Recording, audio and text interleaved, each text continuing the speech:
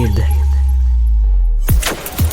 Cher public, nous vous invitons à prendre place confortablement et à fermer la sonnerie de votre téléphone cellulaire. En cas d'incident, veuillez repérer les sorties de secours les plus près de vous. Bon divertissement. 1, 2, 1, 2. OK, c'est bon, on peut y aller. Sophie Durocher. Elle met en scène les arts, la culture et la société. Une représentation pas comme les autres. Sophie Durocher.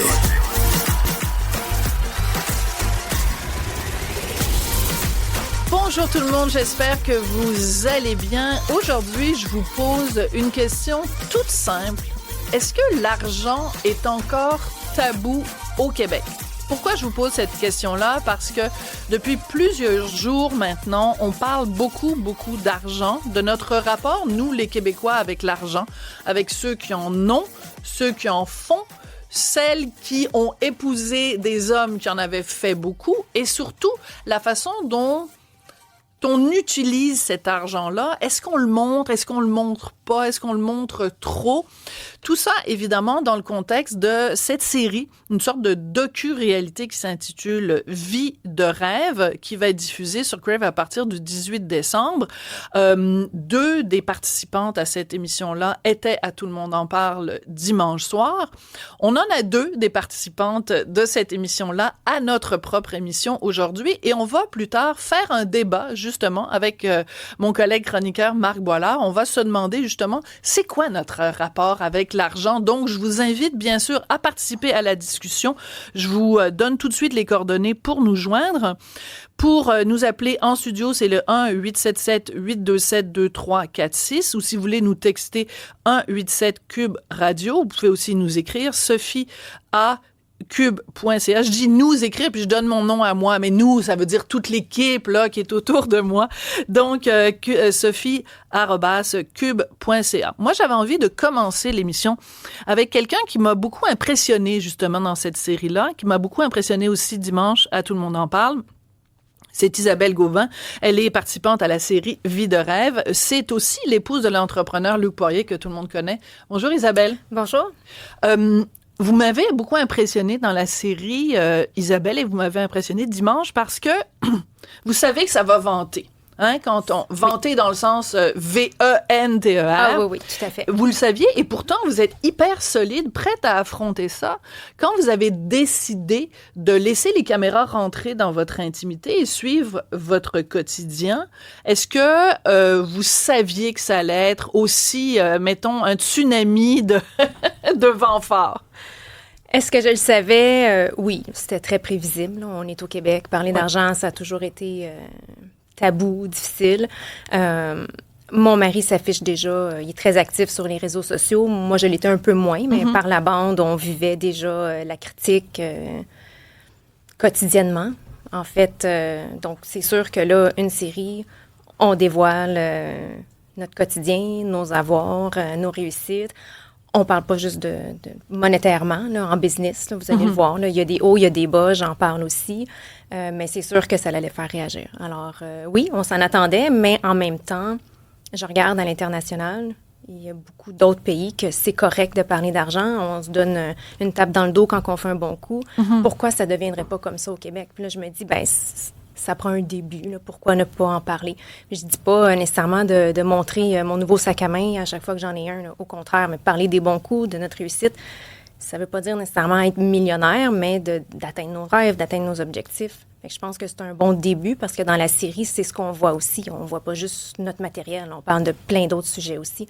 Voilà. Donc, voilà. Et moi, ce que je trouve intéressant, parce que je vous suis en effet sur les médias sociaux, je suis abonnée au compte Facebook de votre mari, entre autres, et ce qui, moi, me frappe, c'est qu'il y a le côté public d'Isabelle Gauvin et Luc Poirier, et il y a le côté plus personnel, où vous êtes super impliqué dans des organismes de charité. Oui.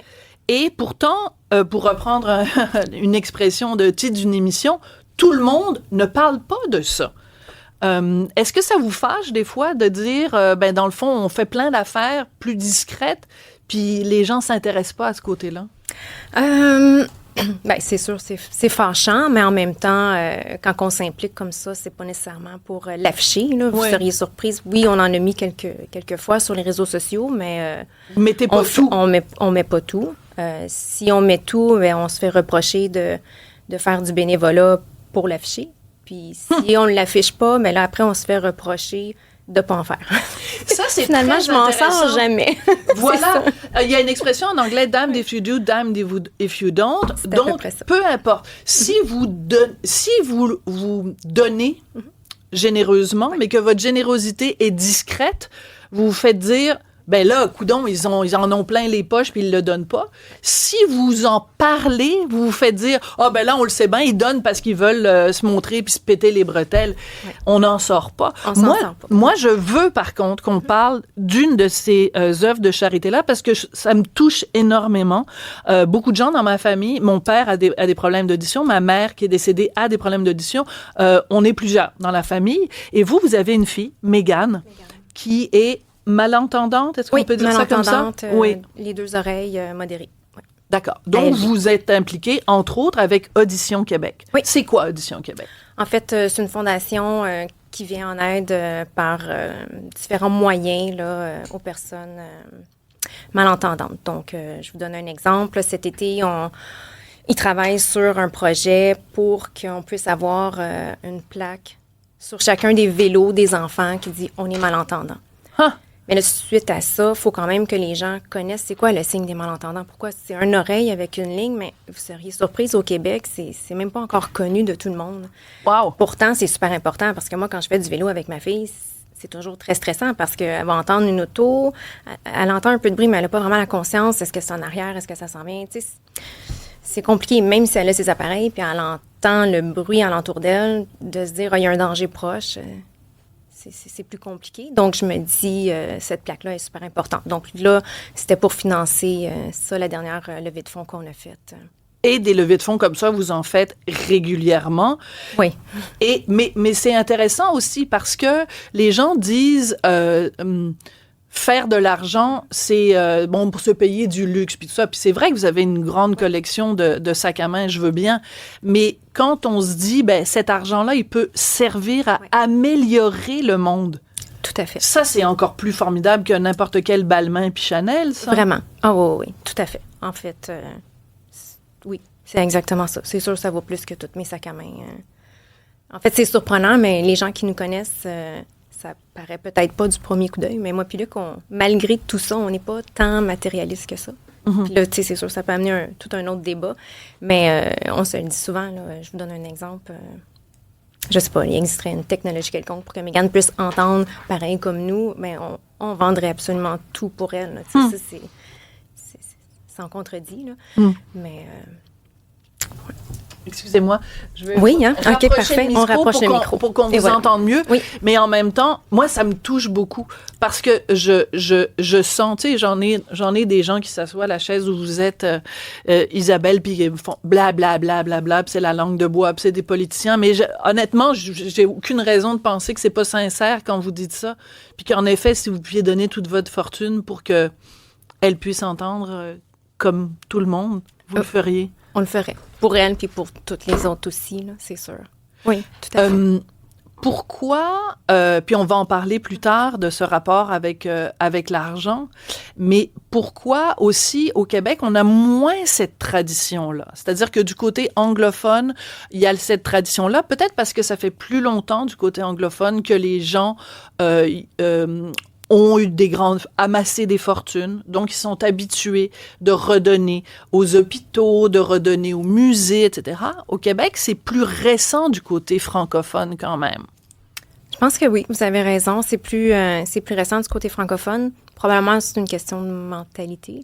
Les anglophones, ils donnent plus, mais c'est mieux vu aussi, je pense, l'argent du côté anglophone. La philanthropie est plus valorisée du côté anglophone? Plus valorisée, mais en fait, je pense qu'il y a moins de critiques aussi Ils se font moins reprocher. Je regarde parmi les 6 filles, il y en a 2-3 qui sont plus anglophones. Les autres s'attendaient vraiment pas à toute la critique qu'on a eue. Après, tout le monde en parle. Fait que de là, on voit là, les différences de mentalité, que ce soit pour la philanthropie ou sur d'autres sujets. Tout ce qui est relié à l'argent, je pense que la vision est différente côté anglophone et francophone. Oui. En même temps, ce rapport-là avec la philanthropie est très particulier. En même temps, on parle beaucoup du fait que vous êtes dans une émission de télé où on parle d'argent, mais votre mari, Luc Poirier, il n'y a pas tellement longtemps, était à l'émission Une époque formidable. Ah oui. À Télé-Québec, animée par Stéphane Bureau. Ouais. Il a parlé d'argent. Mm-hmm. Et à un moment donné, il a fait une déclaration. Je vais vous la faire écouter parce que c'est vrai que ça a fait tellement jaser. Oui. Donc, on va écouter ce petit extrait-là de Luc Poirier, votre conjoint, avec Stéphane Bureau. Être riche, Luc, ça prend combien d'argent pour être riche? En fait, ça dépend comment tu dépenses. Non. C'est combien de millions de milliards pour être riche dans la vie aujourd'hui? Tout dépend de comment tu dépenses. Parfait. Combien vous dépensez dans un mois, Luc? Aïe. Au moins 1 million facile. 1 million facile?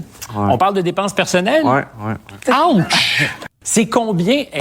Alors, le ouch de Stéphane Bureau est assez ressenti. Comment vous avez réagi quand votre mari, Luc, a dit ça à la télé? En fait, j'étais dans la salle, puis je me suis dit, oh my God, on va se le faire dire. Et voilà. Plusieurs semaines après, on en parle, on nous en parle régulièrement. Luc parle de dépenses personnelles, effectivement, mais dépenses personnelles, pour lui, c'est la maison, le chalet, je veux dire, l'hélicoptère. Oui, c'est beaucoup de luxe, là, mais bon, on s'entend que c'est pas 1 million. Je trouve que mon hélicoptère, il me coûte cher tous les mois. Et quand je vois arriver la facture de l'hélicoptère... Non, je vous taquine, Isabelle.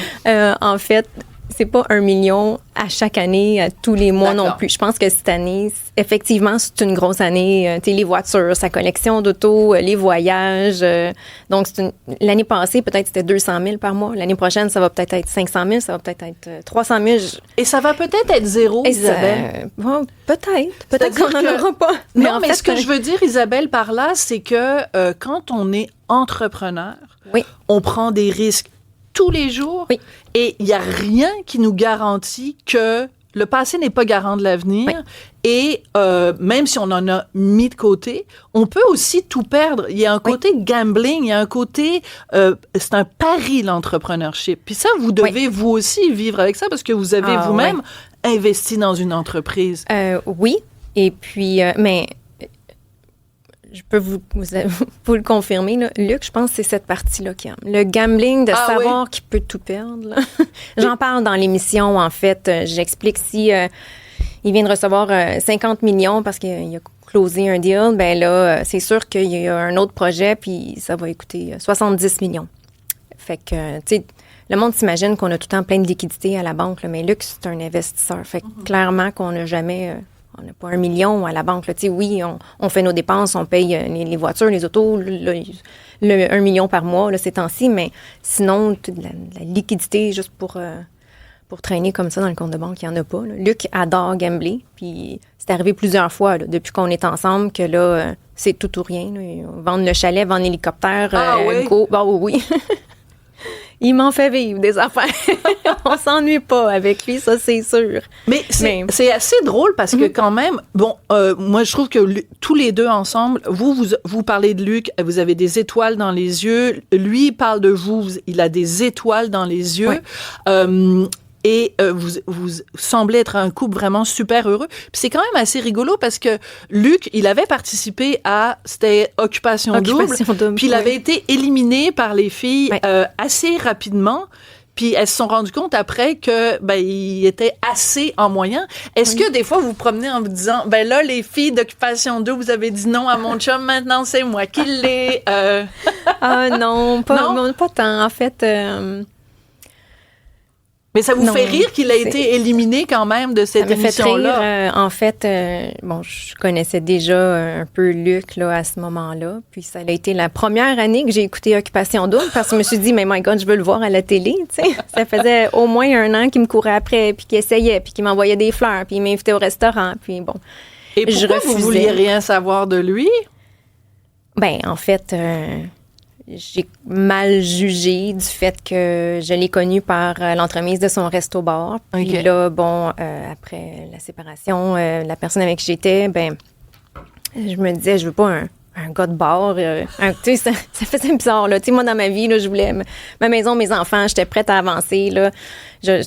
Puis veux pas, quand je le voyais là-bas, là, le monde ne savait qu'il y avait de l'argent. Fait que, tu sais, la clientèle type féminine qui est là pour son argent était très présente alentour de lui. Fait que pour moi, c'était comme un peu assez pour me dire, non, je veux pas ça dans ma vie, là.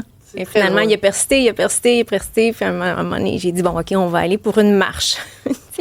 C'est comme ça que ça a commencé. Ça commence par une marche, puis ça finit avec un hélicoptère. Mais Isabelle, vous restez avec nous. Je suis très contente de vous rencontrer en personne. Vous êtes un grand cœur. Vous êtes un grand cœur et c'est ça qui doit ressortir de bien au-delà des signes de dollars. C'est vraiment un signe de cœur. On va prendre une petite pause et tout de suite après, on va rencontrer une autre participante de l'émission, l'entrepreneur, la designer d'intérieur et agent d'artiste, Stéphanie Bélanger. Sophie Durocher.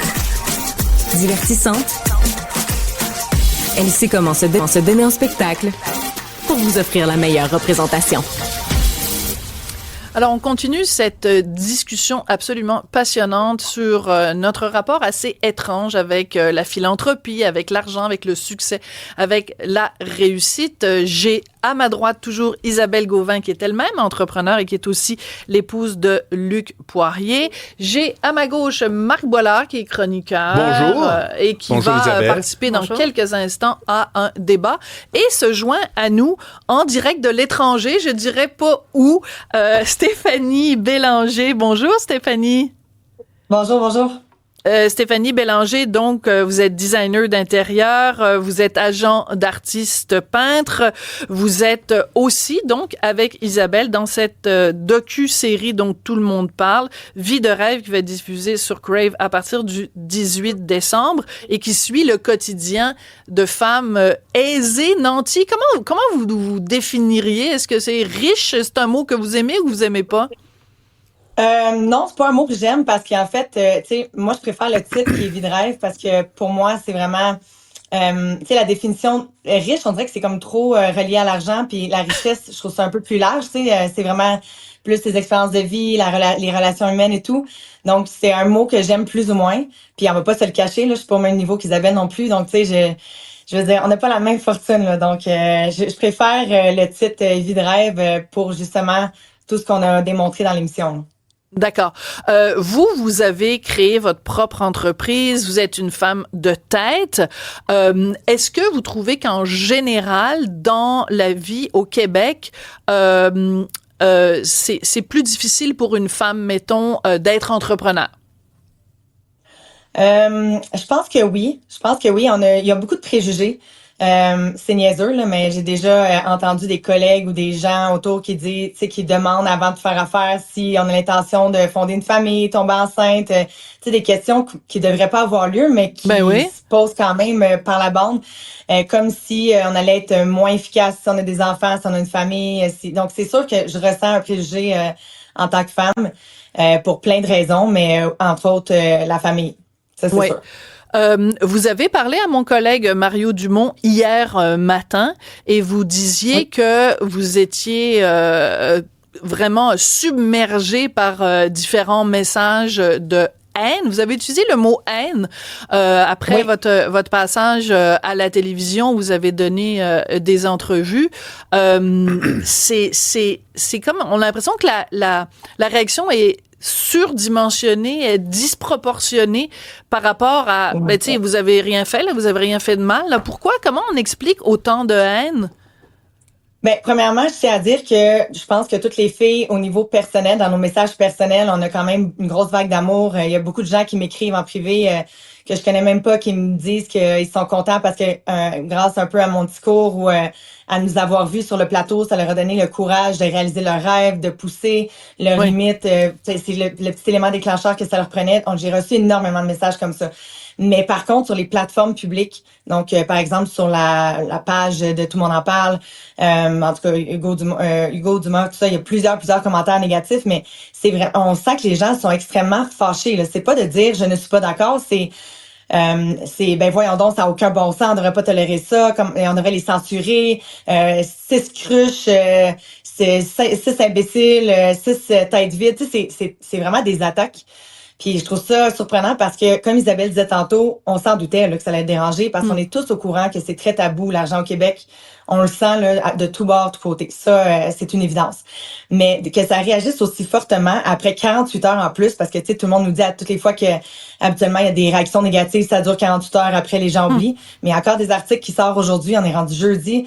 On sent que ça vient toucher une corde très, très, très sensible. Auprès de ceux qui ont été témoins de ça ou qui ont écouté l'émission.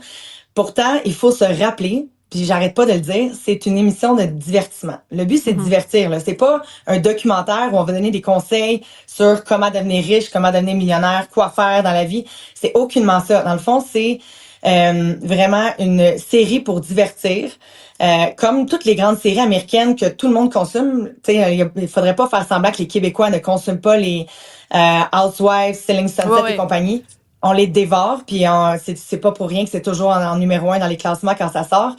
Mais on dirait que quand c'est ailleurs, c'est différent, puis quand c'est ici, à côté de chez nous, c'est choquant. On dirait que c'est comme pas permis. Donc, mais vous dites que c'est un divertissement, mais moi, j'ai regardé les 2 premiers épisodes, puis ben moi, j'adore le design d'intérieur. Alors moi, j'étais super intéressée par ce que vous faisiez. Puis là, moi, après 2 heures, j'étais pas tellement divertie, mais j'avais envie de me partir ma propre compagnie pour ou alors d'aller me joindre à vous à Rebel Intérieur, parce que je trouve ça passionnant ce que vous faites. Puis moi, je pense qu'il y a plein de gens, de femmes qui vont regarder, qui vont vous regarder vous, Stéphanie, qui vont vous regarder, Isabelle, parce que vous aussi, vous investissez dans une compagnie, puis qui vont se dire, ben si ces filles-là le font, puis qu'elles réussissent, ben moi aussi, je suis capable. Ben en toute honnêteté, c'est ce que je pense, c'est ce que je souhaite. Quand tu lis les messages, tu dis, voyons donc, c'est pas vrai que c'est accessible à tout le monde, c'est pas vrai que tout le monde peut réussir. Ben je m'excuse, je connais des gens qui sont partis dans la vie extrêmement loin, là, tu sais, familles d'accueil, ont été violés par leurs propres parents, tu sais, des histoires d'horreur, puis qui ont réussi quand même. Fait que je dis. Après, je comprends qu'il y a tout le côté santé là, qu'on met pas dans l'équation. Là. Mais je pense qu'avec la persévérance puis du travail, c'est possible. Puis ce que j'aime aussi avec le casting des 6 filles, c'est qu'on est tellement différentes. Tu sais, on dit, puis ça, on se les fait reprocher qu'il y avait pas de vrai métier dans l'émission. Mais c'est pas vrai, il y a un médecin, quand même, une urgentologue. Donc, il y en a pour tous les goûts. Puis Isabelle, entre autres, elle se fait énormément reprocher là, d'être la femme d'eux, puis écoute, on entend on se fait toutes reprocher quelque chose. Mais moi, ce que j'aime d'Isabelle, c'est son côté extrêmement humain, son côté qu'elle se fout. Vous allez voir l'émission qu'on réalise qu'elle se fout de l'argent, dans le sens que oui, elle aime les belles choses, elle aime les sacs à main, tout ça, mais on le sent, on sent que si elle perd tout demain matin, elle va se relever, elle va faire autre chose, elle va pas rester dans son coin à pleurer, puis elle va trouver des solutions, puis elle est tellement familiale, elle est tellement proche de sa famille, puis elle est tellement simple parce qu'elle a pas 5 employés, elle a pas 3 nounous, puis 2 femmes de ménage, puis une cuisinière à temps plein, puis c'est ça qui est beau aussi, puis c'est ce que j'espère que les gens vont retenir, de voir que ces 6 femmes-là sont accessibles, puis qu'on se prend pas pour d'autres, puis on n'est pas en train de, tu sais, quand je disais le côté divertissement, c'est tout le monde aime voir des belles voitures, des beaux sacs à main, des beaux vêtements, des événements mondains. Ben, moi, j'aime mieux voir des sacs à main que voir des voitures, personnellement, là. Ben, on a chacun nos goûts. Il pourrait y avoir des ralentis sur les sacs à main, là. Moi, toute la partie voiture, ça m'intéresse moins. Ouais, tu vas faire un tour dans le walk-in à Isabelle, tu serais servie, tu serais contente. Ah, ben là, moi, je peux coucher dans le walk-in d'Isabelle. Moi, je veux inclure dans la conversation, donc, mon collègue Marc Boilard, parce que, donc, toute cette discussion-là, ça soulève la question de est-ce que au Québec, on aime les riches ou on n'aime pas les riches? Est-ce qu'on respecte, est-ce qu'on admire les gens qui réussissent ou on a un problème avec ça? Marc, toi, qu'est-ce que t'en penses? Alors, encore une fois, je vais casser l'ambiance, mais on dit tout le temps qu'il y a un problème au Québec avec la richesse, etc. Tu sais, on met un petit 25 cents dans le piano mécanique puis ça repart à chaque fois. Moi, je crois pas que c'est ça. Pourquoi? Parce que je pense tout simplement que les gens qui font beaucoup d'argent ont, je dirais... du savoir-vivre, de pas l'étaler pour le fun en se disant « Regarde comment je suis riche pendant qu'il va au Dollarama chercher des tablettes de chocolat avec la fille qui gagne 15$ de l'heure. » Et en contrepartie, le pauvre est gêné. Parce qu'être pauvre, c'est gênant. C'est plate d'être pauvre, tu sais. Fait que je crois que c'est ça la réalité. C'est pas vraiment qu'il existe encore un fond judéo-chrétien. Là, arrêtez à chaque fois. Si ça dérange, c'est bien plus parce qu'il y a du monde dans les deux extrêmes qui ont un malaise à partager ça. Et le fait de s'exposer, ça amène quelque chose qui est très intéressant. Ce qu'Isabelle fait, ce que Stéphanie puis les 4 autres, ce qui est fascinant, c'est pas le documentaire comme tel, c'est pas un documentaire, l'émission, c'est les réactions. Ce que ça prouve, c'est que les gens sont fascinés non pas sur comment on fait de l'argent, mais comment on la dépense. Oui. Ça, c'est un objet de fascination incroyable. Oui. Si on faisait un documentaire réel sur comment notre amie Isabelle gagne sa vie, je veux dire, mais tout le monde s'en tape. À partir du moment où elle dit « Je vais vous montrer comment je la dépense », c'est là que c'est intéressant. Ouais, mais en même temps, Isabelle, ce que moi j'aime de votre discours, c'est que vous dites, dans le fond, l'argent, ça veut rien dire. C'est que l'argent, c'est le symbole du fait qu'on a réussi. Oui. Et les gens ont un problème avec la réussite. Pourquoi? Parce qu'au Québec, on préfère les gens qui sont des victimes, des gens qui ont des échecs. Ben, c'est souvent comme ça. Là. Les gens qui font un petit peu plus pitié, Moi, je peux juste souligner une chose par rapport à ça. Attends, parce que je veux juste... donc, on aime les gens qui font pitié au Québec.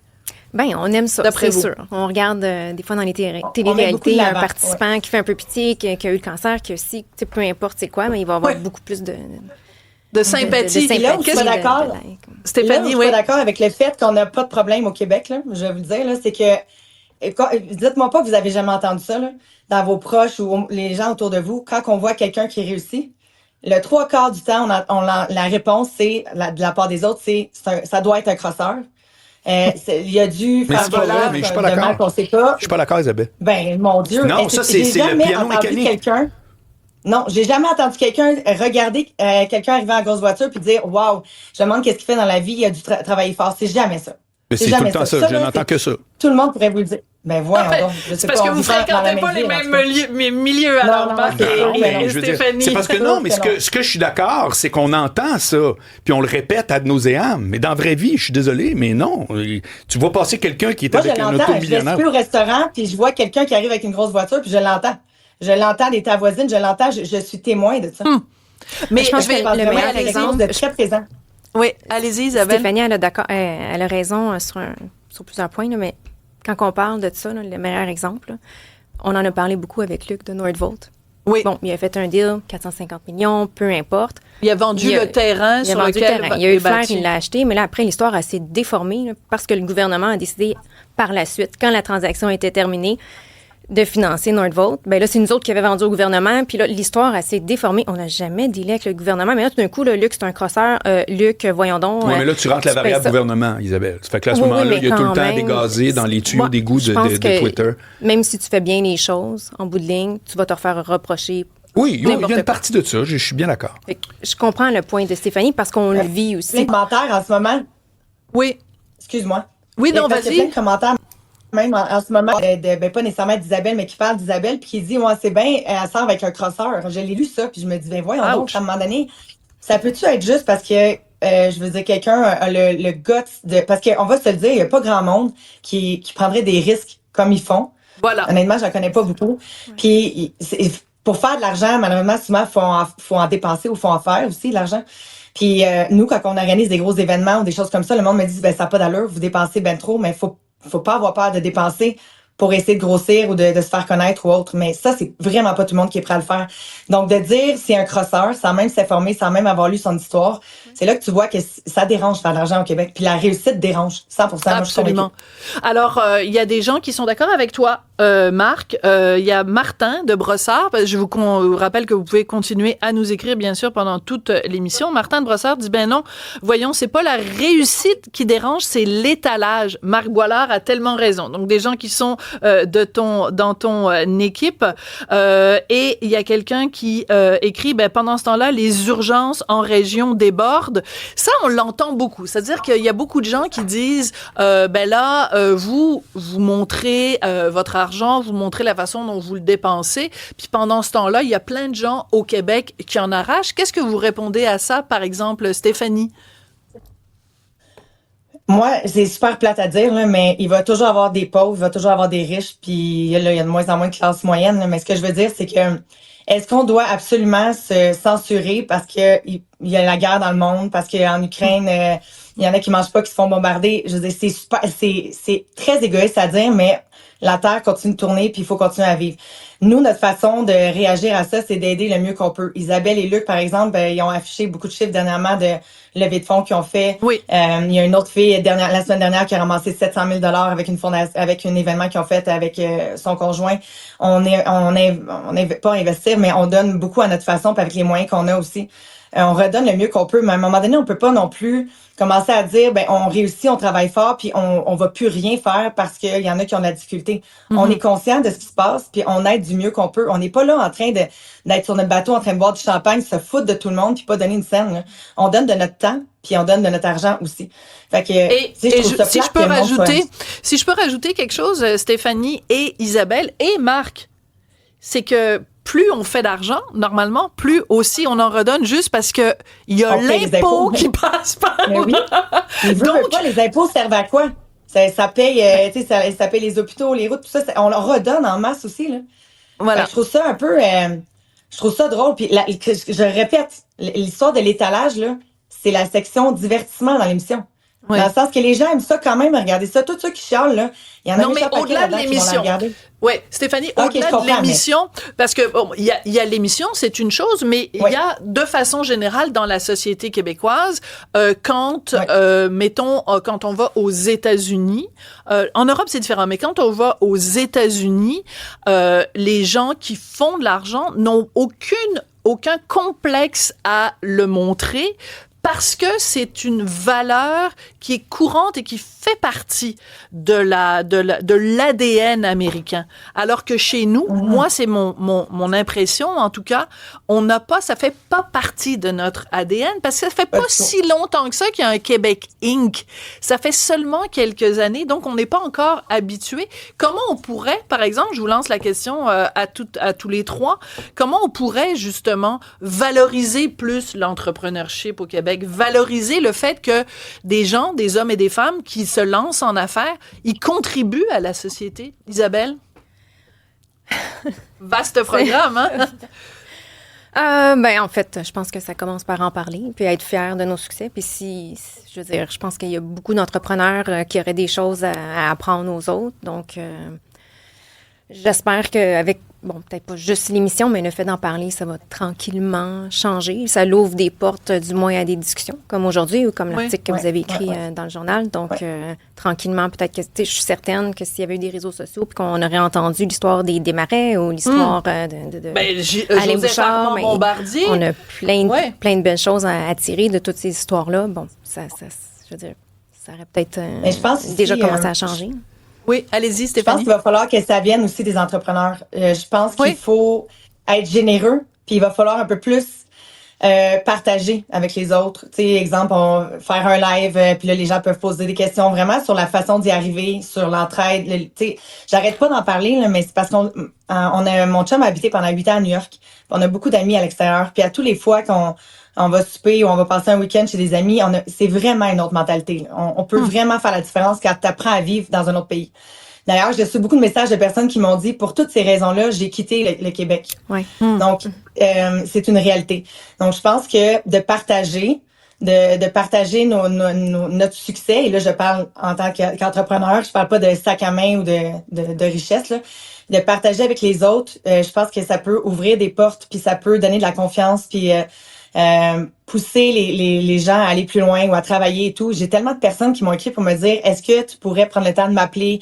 Est-ce que tu pourrais me donner des conseils? Fait que là, je me suis même dit, je vais peut-être proposer de faire des lives. Ceux qui veulent venir, ils viennent, puis ils me posent toutes les questions qu'ils veulent, puis j'essaie d'aider le mieux que je peux. Je pense que ça va prendre une ouverture des entrepreneurs, pour qu'il y ait un changement.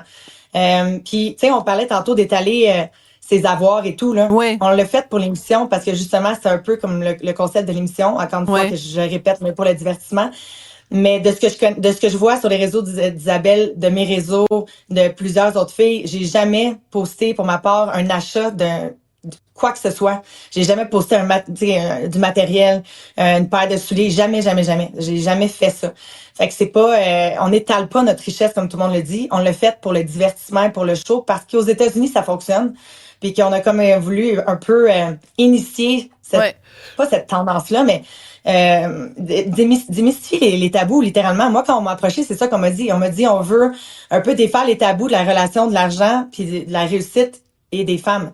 Puis là, Voilà, réussite, c'est dans toutes les sphères. Puis des femmes. Marc, est-ce que tu penses pas que, justement, on a quand même au Québec un rapport différent quand ce sont des femmes? Clairement, absolument. Oui, hein? Moi, je trouve cette émission-là, honnêtement, là, j'espère que j'ai été bien compris. Je trouve que c'est super. Ben oui. Mais sauf que clairement, on s'entend pas sur qu'est-ce qui est super. Oui. Mais la réalité, c'est que ça gratte un bobo, là. Parce que c'est anormal qu'il y ait autant de réactions. On va voir des filles qui ont une vie, ils ont plus d'argent que les autres. Ça devrait être anecdotique. Regarde la réaction. Ça, c'est intéressant. Oui, ben c'est ça. Mais ça révèle quoi, alors, Marc, Ben, ça révèle un malaise que les filles, elles cachent bien plus que la société, elle cache. Voilà. Ça, je peux Parce te le que dire. ce qui est intéressant, c'est qu'il y a des femmes d'entrepreneurs, il y a des femmes entrepreneurs, et les gens ont comme tout mélangé. Aussi. Comme si vous étiez... Ça, c'est fou quand même. Oui, c'est le même casting. Oui, Exact. alors que c'est quand même fou. Donc, on a pris pour acquis que si une femme a de l'argent, c'est forcément parce que l'argent vient du mari. C'est peut-être votre cas, Isabelle, en partie, en tout cas. En partie, oui, mais tout à fait. Mais dans le cas de Stéphanie, c'est pas correct. ça. Mais non, les gens exactement. ont tout mélangé. Stéphanie, Tammy, je veux Ouais. dire, sont quand même 4 là, entrepreneurs qui travaillent des heures et des heures. Là. Stéphanie, elle mérite son succès. Là. Elle a travaillé énormément pour sa compagnie. J'admire son travail. S'il y a quelqu'un qui ne mérite pas justement toute cette haine-là dans l'émission, bon, on le mérite toutes pas, là, mais je pense que Stéphanie ressort beaucoup du lot. Là. Oui. Et ben écoutez, merci beaucoup Isabelle Gauvin d'avoir participé à la discussion. Merci Je peux faire beaucoup. un petit mot de la fin, ça dérange? Oui, absolument. Ben attends, je vais juste saluer Stéphanie Bélanger, designer d'intérieur, agent d'artiste peintre, hein, parce que vous n'êtes pas juste quelqu'un qui a participé à cette émission-là.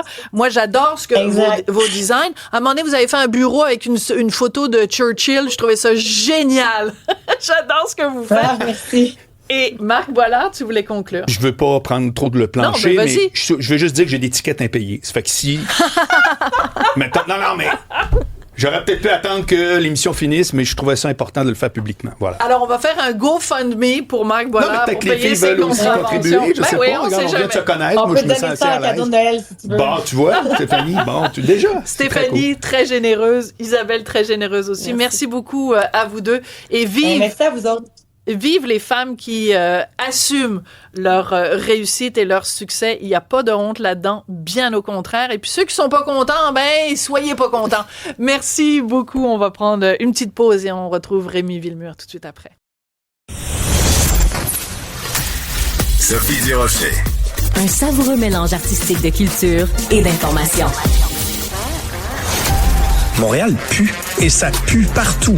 Partout, là, dans tous les quartiers. J'entends déjà les gens rire dans leur voiture. Tout le reste n'est que fumisterie. Donc, on veut un monde qui sent l'eau de Javel. Un monde blanc, blanc, blanc, blanc, blanc, sans défaut. Rémi Villemur. Bonjour Rémi.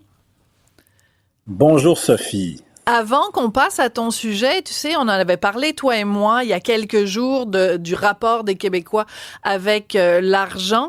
Ben, je viens de faire un débat là avec Isabelle Gauvin, avec Stéphanie Bélanger et Marc Boilard. Je veux juste te lire un commentaire de quelqu'un, Pascal de Montréal, qui nous a écrit après le débat et qui dit « Je suis content, aujourd'hui, nous ne sommes plus des porteurs d'eau, mais des porteurs de richesse. Ça fait du bien de voir des femmes avoir de l'argent. » Alors, ben, j'aime beaucoup la formule.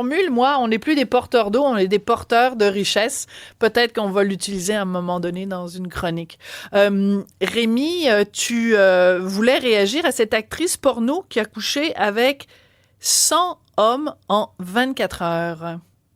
Ben oui, écoute, j'ai vu ça passer toute la semaine sur Twitter. C'était une vidéo d'une jolie Britannique en pleurs. Et tu sais, même si elle était jolie, moi, je suis dans l'esprit des fêtes en ce moment. Donc, je cliquais pas sur la vidéo, je laissais ça passer. Mais là, ce matin, elle se faisait insistante. Alors, j'ai décidé d'interrompre l'écoute du classique de Boom Ding Band. Moi, je suis dans l'album du Boom Ding Band ces temps-ci. Et j'ai découvert qu'il s'agissait effectivement de Lily Phillips, une actrice porno qui a décidé de coucher avec 101 hommes, il ne faut pas oublier le dernier, le 101e, et non le moindre, en 24 heures. Dans la vidéo, on va montrer un extrait là, dans pas long, elle pleure et elle raconte au documentariste qui l'a suivi pendant tout le processus qu'est-ce que c'est que de sortir d'une expérience pareille. On va lancer l'extrait. And I don't know how to explain it, like... It's not like just having sex with someone. Yeah. Just one in, one out, like it feels intense. Like more intense than you thought it might. Definitely. Sorry. Okay. Okay. Just take 1 minute. Ouais. Bon, là, alors juste pour que ça... Oui, je vais juste traduire si tu permets. Donc, elle dit, c'est pas mal plus intense que je pensais que ce serait. Et là, elle pleure. Donc, c'est un documentaire où on l'a suivi quand elle a couché avec 100 hommes. Mais cette même jeune fille annonce que bientôt, elle va coucher avec 1000 hommes. Donc, c'est ça qui est un petit peu surprenant quand même. C'est à trouver ça intense à 100, là? Ouais. Oui. Puis là, ça va être normalement 10 fois plus intense si la mathématique est la bonne. Si ça fonctionne de même, en tout cas. Écoute, juste pour que ça soit clair, c'était son idée. OK? Elle, c'est une fille qui offre du contenu érotique en ligne. Moi, je connais pas bien ça, là, la porno. Donc, évidemment, je n'avais jamais vu ce visage-là passer. Non, mais elle était parfaitement consentante. Et là, il y en a qui seraient tentés, à nouveau, je pense, et tentés, .e.s, de rebondir sur cette histoire-là pour la victimiser. Mais moi, je trouve que ça nous donne plutôt l'occasion de renverser un peu certaines tendances qu'on a quand on réfléchit aux enjeux liés au néo-féminisme. Parce que, tu sais, quand on parle des femmes aujourd'hui, il y a encore des gens qui sont capables, qui se basent sur des faits, disent-ils, pour dire que la femme est invisibilisée, que la femme est effacée. Tu as écrit un livre qui prouve ça, mais dans l'autre sens, dans un sens qui, à mon avis, est plus soutenu par des faits. Mais là, dans cette histoire-là, on a plutôt des hommes qui sont invisibilisés. C'est des j'avais hommes pas pensé. Ben oui, bien sûr. Écoute, les 101 hommes qui ont passé par la chambre de Madame Phillips, Mademoiselle Phillips, ils sont plus proches du bétail que de l'homme, là. On ne connaît pas leur nom. Ils étaient chronométrés. Il y en a même à qui on avait dit, vous avez 5 minutes. Puis là, au bout de 2 minutes, elle disait, faut que tu t'en ailles. Puis il disait, je me suis déplacé pour... En tout cas, bref, on comprendra qu'il voulait s'amuser un peu. Mais... dans cette histoire-là, c'est bizarre, finalement, la perspective. On peut difficilement, je pense, dire que la femme est invisibilisée, qu'elle est un instrument de plaisir, un outil de plaisir, comme le démontre une femme objet. Alors, c'est une femme sujet au lieu d'être une femme objet. Ouais, puis il y a un film qui s'est mérité la Palme d'Or cette année, un film réalisé par une Française que je pense que tu as vu parce que Richard me l'a conseillé, c'est The Substance, dont la thèse est celle-là, c'est que la femme est un outil de plaisir qui s'effrite, qui se périme et qui disparaît. Mais là, on a plutôt l'impression que c'est l'homme, soudainement. Mais il y a aussi autre chose, je pense, Sophie, c'est que la tournure des événements est un peu aussi la démonstration que la femme, et là, roulement de tambour, n'est pas un homme. Parce que mettez un homme dans cette position-là. Vous lui dites, en 24 heures, vous allez devoir coucher avec 100 femmes. Moi, je suis sûr que physiquement, il va vivre un défi qu'il n'anticipe pas. Ça va être difficile physiquement, mais il vivra pas un choc émotif comme on vient de l'entendre et comme on vient de le voir pour les gens qui nous regardent à l'écran. Je pense pas qu'un homme va s'effondrer en larmes comme elle, parce que un homme n'est pas une... Donc, est-ce à dire qu'il y aurait vraiment des différences physiologiques, biologiques et même psychologiques entre XX et XY? Attends, au-dessus la une, Rémi Villemur, là. Sophie, écoute, tu le sais, le jeudi, je suis à l'UQAM. Je n'ai pas le droit de reconnaître une telle chose aujourd'hui. Tu me poseras la question demain parce que je suis surveillé. Non, sans blague, effectivement, naturellement, il y a des différences entre les hommes et les femmes et je pense que justement, cette histoire-là démontre que on peut bien décider d'entretenir un flou autour de ce qu'est une femme. On peut bien décider d'instaurer une parité partout, une égalité partout. Il demeure que la femme est une femme, que la femme a besoin de tendresse, même si elle est une actrice porno. C'est une actrice porno qui s'est donné ce défi-là, en passant. Oui, en même temps. Des centaines d'hommes. OK. Alors, débattons un petit peu, mon cher Rémi, parce que on peut pas non plus généraliser. C'est-à-dire que il y a, par exemple, je pense à Catherine M, là, qui avait écrit un fameux livre où elle racontait qu'elle, c'était le nombre. Elle adorait ça. Plus il y en avait, mieux c'était. Puis que, donc, il y a aussi des femmes qui, placées dans la même situation que Madame Phillips, peut-être diraient, 100, c'est même pas suffisant, puis qui seraient très à l'aise là-dedans. Et il y a peut-être des gars qui, placés devant 100 femmes en 24 heures, trouveraient ça absolument épouvantable et auraient, eux, besoin de tendresse et d'affectivité et pas juste une réaction physique. Donc, est-ce qu'on peut vraiment nécessairement généraliser à tous les hommes et toutes les femmes? On peut pas généraliser, mais on peut pas non plus imaginer quelques exceptions et s'imaginer qu'elles défont vraiment bien la règle. Parce que je m'excuse, mais je ne pense pas qu'il y a un nombre conséquent de femmes qui sont prêtes à vivre ce qu'elle a vécu. Non. Et c'est pour ça que l'exemple de Lily Phillips est un bon exemple parce qu'il s'agit d'une professionnelle. Il s'agit d'une femme qui a déjà couché avec des centaines d'hommes dans sa vie. Et elle a dit, c'est éprouvant, j'avais l'impression d'être un animal. Et là, on se demande pourquoi elle se lance donc dans un défi qui est encore plus important. C'est incompréhensible. Je pense qu'elle a fait un peu d'argent avec cette histoire-là, ma chère Sophie. Voilà. On estime même à 2 millions de livres sterling, le livre, la monnaie anglaise, là, l'argent qu'elle a pu faire sur OnlyFans. Donc là, elle se dit, je vais m'imposer ça une autre fois. Elle est déjà en train d'organiser un setup. Il va lui falloir une pièce où il y a 2 portes battantes. Non, mais je veux pas les détails.